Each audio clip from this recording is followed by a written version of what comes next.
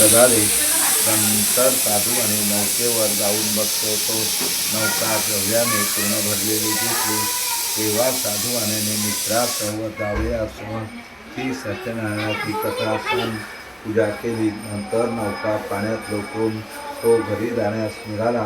त्याच्या नगराच्या जवळ तीरावर आल्यावर त्याने एक दूत घरी पत्नीला कळविण्याकरिता पाठविला. दूताने सांगितलेले वर्तमान ऐकून साधू आणि ती बायको पती दर्शनासाठी बंदरावर गेली. जाताना मुलीला श्री सत्यनारायणाची पूजा कर असे सांगून ती गाडीने गेली.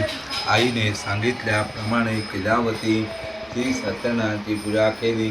पण तिला पतीच्या दर्शनाला उत्सुक झाल्यामुळे तीर्थप्रसाद न घेता तशीच बंदरावर गेली. त्यामुळे रागावलेल्या सत्यनारायण प्रभूने तिचा पती असलेली नौका पतीसह पाण्यात बुडविली.